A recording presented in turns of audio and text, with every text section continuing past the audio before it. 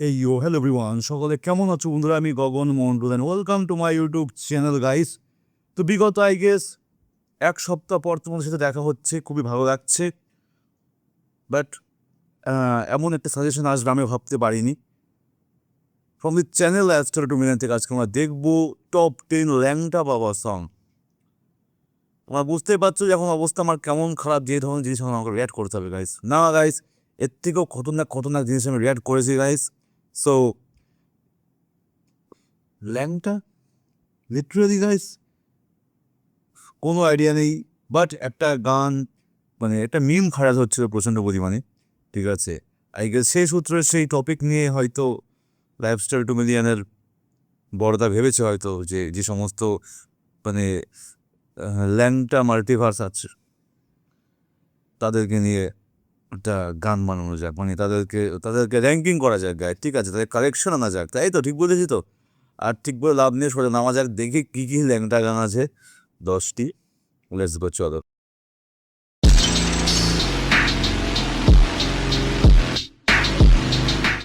By the way, it sounds crazy, guys. Hope you all enjoy. দেখি তার মানে শোনা যাক। 3, 2, 1, let's go.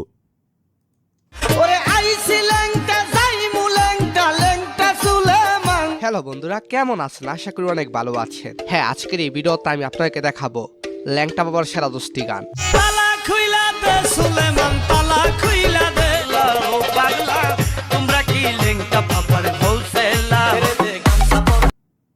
ল্যাংটা বাবার হোলসেলার, ওয়া হোয়াট আ লিরিক্স।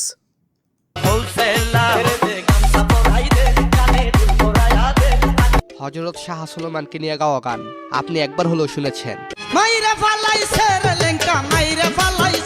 তো যাই হোক, বেশি দেরি করতে চাই না, চলুন তাহলে শুরু করা যাক। আমার ল্যাংটা বাবার লাইগা গো মন করে আনছান। হ্যাঁ, এই গানটির নাম হলো আইসি ল্যাংটা যাইমু ল্যাংটা, গেয়েছেন শরীফউদ্দিন। আইসি ল্যাংটা যাইমু ল্যাংটা, ল্যাংটা সুলেমান। আধ্যাত্মিক পরিবেশে অনেকে মনে করেন হযরত শাহ সুলেমান স্রষ্টার প্রেমে এমনভাবে নিমগ্ন ছিলেন যে বাহ্যিক জগতের কোনো পোশাক বা লজ্জা তাকে স্পর্শ করতে পারেনি। শাহ সুলেমান ল্যাংটা বাবা আল্লাহর মেহমান। আমার ল্যাংটা বাবার তিনি উলঙ্গ থাকতেন বলে তাকে এই নামে ডাকা হয়। বেলতলিতে ল্যাংটা বাবার হলো গো স্থান। তবে ভক্তদের মতে এটি ছিল তার বৈরাগ্যের এক চরম পর্যায়। ওরে নাসিয়া নাসিয়া আসে গাইছে ল্যাংটার গান। সো গাইস, এরপর হচ্ছে খোরশেদ জালালির গান তালা খুইলা দে সুলেমান শাহ। তালা খুইলা দে সুলেমান, তালা খুইলা দে। আরে এই গানটি যেমন সুলেমান পাগলারা শোনে, তেমন ভাবে ইয়াং জেনারেশনও নাচানাচির জন্য গানটিকে শোনে। তালা খুইলা দে সুলেমান, তালা খুইলা দে। আমার অন্ধকারের ভক্ত তোমার তালা খুইলা দে। এই গানটি শর্ট ভিডিও প্ল্যাটফর্মে অনেক জনপ্রিয়।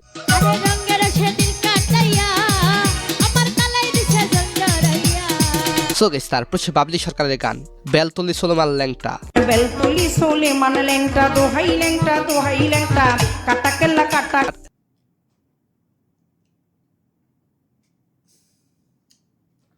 সরি গাইস, বাট আমার মনে হয় এই ভিডিওটা আমরা এই গানটার জন্য দেখছি গাইস, ঠিক আছে। অ্যাকচুয়ালি এই গানটা এত পরিমাণে ফেমাস, গানটা জাস্ট মিমিশেও গানটা ভাইরাল হয়েছে গাইস, কোনো ভালোভাবে কিন্তু গানটা ভাইরাল হয়নি গাইস, ঠিক আছে। Beltali Beltali guys. So guys, তারপর হচ্ছে বাবলি সরকারের গান বেলতলি সুলেমান ল্যাংটা। বেলতলি সুলেমান ল্যাংটা, দোহাই ল্যাংটা, দোহাই ল্যাংটা, কাটা কেল্লা কাটা। হাপু এই গানটি গাইয়া পুরা ফাটায় দিচ্ছে সবখানে এখন এই গান। তারা ভক্তি সালাম যাই রাখিয়া, মা জননীরা রইল বইয়া, তাদের গেলাম সালাম। কিন্তু এই আপু কিন্তু নতুন খেলোয়াড় না, পুরনো প্লেয়ার।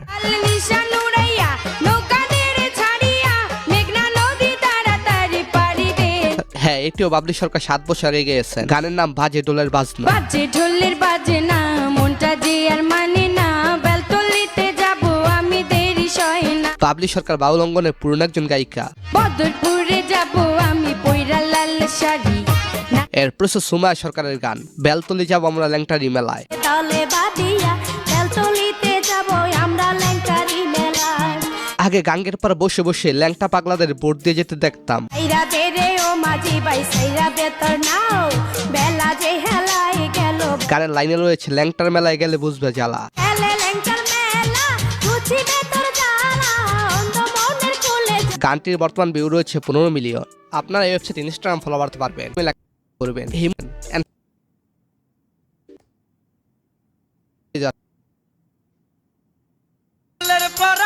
কমেন্ট আছে। সো গাইস, তারপর শরীফুদ্দিনের গান শিকলে পরা মালা। শিকলের পরা মালা কানে দুল হাতে মালা ও পাগলা ও পাগলা কে কে এই মেলায় গেছেন হাত তোলেন।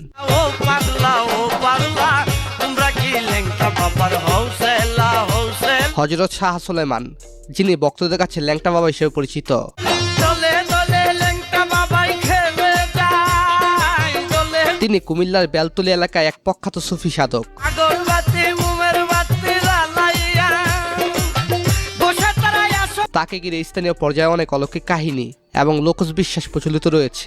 লইয়া নামের মালা জিকির করে ইল্লাল্লাহ এরপর হচ্ছে মুক্তা সরকারের গান লাল গামছা। গামছা কিনিয়া মাথাতে বাঁধিয়া গাইয়া নামে। তিনি তার কাঁধে একটি গামছা রাখতেন। লোকমুখে প্রচলিত যে তিনি একবার এই গামছাটি বিছিয়ে মেঘনা নদীর উপর দিয়ে হেঁটে পার হয়েছিলেন। আমি ল্যাংটা বিহনে মরিব পরাণে।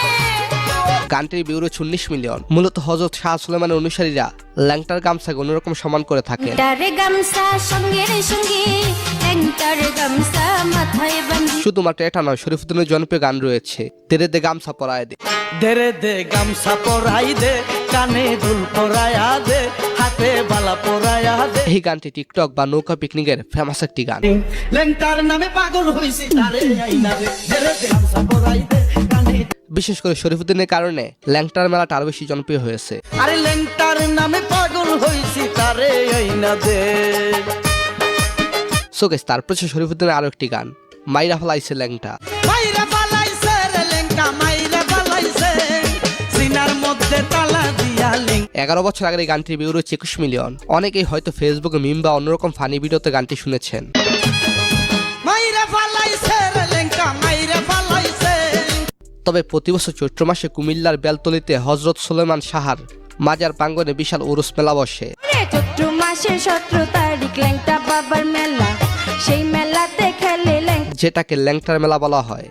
নারী পুরুষ জুয়ান বড় যাই বাবার কাছে সিনার মধ্যে সো গাইস, এরপর হচ্ছে শরীফুদ্দিনের জনপ্রিয় গান নাম শুনিয়া পাগলা হইলাম। নাম শুনিয়া পাগল হইলাম এই সংসারে সই বইলা দে গো প্রাণ সজনী লেংটা বাবা কই এই গানগুলো কত সালের হবে কেউ কি জানেন? হয়তো 2010 বা তার আগে হবে। কেউ বলে সেই বদরপুরে কেউ বলে সেই নাই সংসারে কেউ গানটির বর্তমান ভিউ রয়েছে 24 মিলিয়ন। কেউ বলে সে হৃদয়পুরে বিরাজ করে সই আর এরকম ল্যাংটা বাবাকে নিয়ে অনেক আগে থেকে গানগুলো প্রচলিত।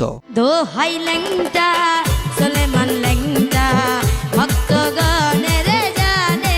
এছাড়া হাবিবুদ্দিনের গান বাজারে বাজার ডোল। ও ডলি শোনে রে শোন বাজারে বাজা ডোল আমি ল্যাংটার প্রেমে হইয়াছি পাগল হযরত শাহ সুলেমানকে নিয়ে অসংখ্য গান রয়েছে।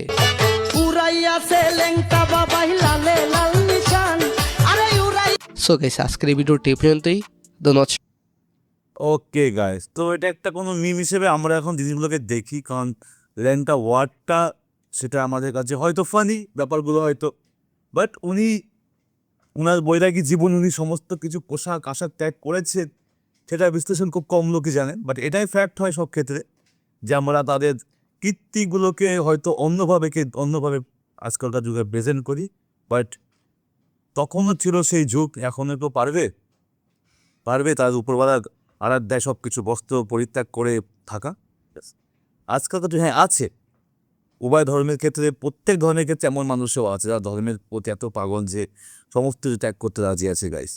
কিন্তু সেটাকে আমরা এত ফানিভাবে জিনিসগুলোকে মিমভাবে সামনে আনি, তো এরকমভাবে ডিসক্রিপ না করলে গাইস জানতে পারতাম না গাইস। ঠিক আছে, বেশ দারুণ লাগলো, এই ভিডিওটা তো মজাদারও লাগলো গাইস। তো আজকের মতো আবার দেখাবে নেক্সট ক্লাস ভিডিও। কথা সবাই।